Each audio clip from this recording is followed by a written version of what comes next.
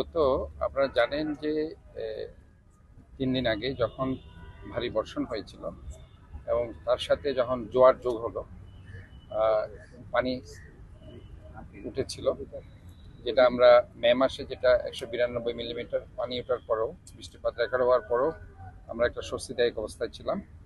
এবার 102 মিলিমিটার হওয়ার পরেও সেটা গিয়ে জোয়ারের পানি যোগ হওয়ার কারণে গিয়ে সেটা একটা অস্বস্তিকর অবস্থায় দাঁড়িয়েছে দেখে আমি এরপরেই একটা সমন্বিত সভা করেছি। আপনারা জানেন, সমস্ত সার্ভিস ওরিয়েন্টেড অর্গানাইজেশন নিয়ে। তার প্রেক্ষিতে আমি সরজমিনে গতকালকে চানগাঁও, পদ্মারহাট, কাতালগঞ্জ, বাকুলিয়া, চকবাজার, মুরাদপুর সব জায়গায় আমি ঘুরে বেরিয়েছি এবং সেখানে আমি কারণগুলো আমি সর্ট আউট করেছি। ওই কারণগুলো সর্ট আউট করে আমি এর পরবর্তী ইনস্ট্রাকশন আমি দিয়েছি আমার পরিচ্ছন্ন কর্মকর্তা এজ ওয়েল এজ আমার যারা ইঞ্জিনিয়ার আছে। এবং সেখানে আপনারা দেখেছেন গতকালকে আমি যখন যাচ্ছিলাম বদ্রারহাট দিয়ে, পাশে যে খালটি আছে সেখানে আমার সামনে আমি দেখছি যে কিচেন রুম থেকে একটা বিশাল ময়লা ঝুড়ি সেখানে ফেলা হলো খালের মধ্যে। কাজে এই যে একটা অবস্থা আমরা দেখতে পাচ্ছি যে আমরা এত অ্যাওয়ারনেস প্রোগ্রাম আমরা করছি না ফেলার জন্য, আমরা খালগুলো পরিষ্কার করে দিচ্ছি, তারপরেও তারা এই কাজগুলো করছে। এখানে করছে সবার সমন্বিত প্রচেষ্টার মাধ্যমে কাজ করতে হবে এবং কেউ আইনের ঊর্ধ্বে নয়। যদি তারা মনে করে থাকে যে তারা ধরাছোঁয়ার বাইরে, তাহলে তারা ভুল জায়গায় বাস করছে। ইনশাল্লাহ আমি মনে করি এই চট্টগ্রামের মেয়র হিসাবে নয়, নগরের একজন সেবক হিসাবে যে কোনো ব্যাপারে আমি জনগণের জন্য সেটা আমি যে কোনো ধরনের আইনগত ব্যবস্থা কিংবা শাস্তিগত ব্যবস্থা নিতে আমি বাধ্য হব যদি তারা সে ধরনের কাজ করতে এগিয়ে না আসে। আপনি যেটা বলেছেন যে নগরের আপনারা দেখেছেন গত 15-20 বছর ধরে আমাদের সমস্যা ছিল জলাবদ্ধতা। এটার জন্য অনেক বাজেট দেওয়া হয়েছে, কিন্তু কাঙ্ক্ষিত ফল আপনারা পাননি। কিন্তু এইবার আপনারা দেখেছেন এই 7-8 মাসে একটা অভাবনীয় ফলাফল আপনারা দেখেছেন, যে জায়গায় আপনারা বিভিন্ন জায়গায় কিন্তু আজকে জলাবদ্ধতা হয়নি। একসময় মুরাদপুর, বদ্দারহাট পানির নিচে থাকতো, কিন্তু সেটা এখন নেই। আপনারা দেখেছেন যে আপনারা যে খাতুনগঞ্জ, যেখানে আমাদের ট্রেড এরিয়া, যেখানে ব্যবসায়ীরা থাকে, সেই জায়গায় পানি উঠেনি। ইভেন মেতে এইবার যে পানি উঠেছে 192 মিলিমিটার হাইস্ট, সেখানেও পানি উঠেনি। এখানে যেটা হয়েছে জোয়ার একটা ফ্যাক্টর। আমি আপনাদেরকে এই জন্য বলছি, অনেক কিছু ফ্যাক্টর আছে এগুলো। বেশি জোয়ার যখন উঠবে সেখানে কিন্তু আপনার switch gate is very important.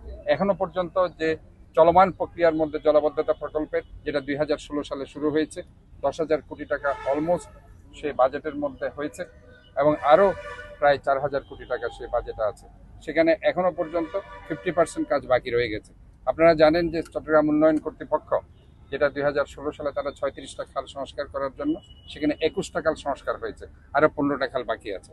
আমরা চট্টগ্রাম সিটি কর্পোরেশনের শুধুমাত্র আমরা যে বারোইপাড়া খালটা আমরা 90% সম্পন্ন করেছি, 10% কাজ এখনো বাকি রয়ে গেছে। আমার আরও 21টা খাল বাকি আছে, 21টা খালও সংস্কার করতে হবে। কাজে আমি মনে করি যে 50% কাজ হয়েছে, আরও 50% কাজ বাকি আছে।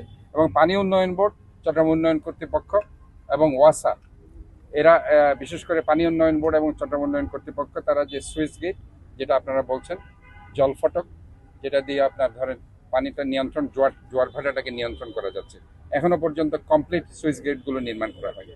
যখনই সুইচ গেটগুলো নির্মাণ হয়ে যাবে, আপনারা সত্যিকার অর্থে যদি জলাবদ্ধতা যদি হয়ে থাকে, সেটা আমি বলবো শুধু মোহরা এলাকায় এখন আছে। আমি এটা সরজমিনে আমি পুরো চট্টগ্রাম শহরকে ঘুরে যেটা দেখেছি, এটার কারণ হচ্ছে যে হালদা নদী আছে, হালদা নদীতে যে পরিমাণে জোয়ার এবার এসেছে, যার কারণে ওই পানিগুলো ওইখানে সুইচ গেট নির্মাণ না হওয়ার কারণে গিয়ে সেটা হয়নি। তো সুইচ গেট নির্মাণটা যদি হয়ে যায়, এটাও কিন্তু প্রবলেম সলভ। আমি পানি উন্নয়ন বোর্ডের সাথে কথা বলেছি, পানি উন্নয়ন বোর্ড আশ্বস্ত করেছে আগামী বছরের জানুয়ারিতে তারা এই কাজগুলো শেষ করে দিতে পারবে। তো আশা করছি এইবার আমাদের হয়তো বা কিছু কষ্ট হচ্ছে, ইনশাল্লাহ আগামী তো সেই কষ্টটা আমাদের থাকবে না। কাজে এটা যেটা আপনারা মনে করছেন, এটা এবার আমি মনে করি যে আল্লাহর অসীম রহমতে আপনাদের সবার দোয়ায় আমরা 50-60% জলাবদ্ধতা কমিয়ে দিতে পেরেছি। আর জলাবদ্ধতার ব্যাপারে আমি আপনাদেরকে একটা বলতে চাই, জলাবদ্ধতার একটা ডেফিনেশন আছে। যখন বৃষ্টি থেমে যাবে, এর 1.5 থেকে 2 ঘন্টার মধ্যে পানি যখন চলে যাবে, সেটাকে আমরা জলাবদ্ধতা বলতে পারি না। যদি 2 ঘন্টার মধ্যেও পানি যাবে না, সেটা আবদ্ধ থাকবে, সেটা আমরা জলাবদ্ধ। আমরা যেটা এখন হচ্ছে বৃষ্টির পানি ক্রমাগত পড়ার কারণে সেটাকে আমরা জলজট বলতে পারি, সেটা জলাবদ্ধতা নয়। কাজে এখানে ডেফিনেশনের মধ্যেও কিন্তু আমাদের অনেক পার্থক্য আমাদেরকে এগুলি তুলে ধরতে হবে। কারণ যখন কন্টিনিউয়াসলি বৃষ্টি পড়বে, পানিটা তো যাওয়ার আসলে সুযোগ পাচ্ছে না, এটা সুযোগ তাকে করে দিতে হবে। কাজে এটার জন্য যখন পানি পড়া বন্ধ হয়ে যাবে, তারপরে যখন চলে যাবে সেটাকে আমরা জলাবদ্ধতা বলতে পারছি না, সেটাকে আমরা হয়তো বা পানির সময় সেটা জলজট বলতে পারছি। আর পানি যখন সরে যাবে তাহলে drainage system is okay. Drainage system এটা কি আবার অনেকে সেটাকে ভুল ব্যাখ্যা করেছে, বিভিন্ন রাজনৈতিক সংগঠন।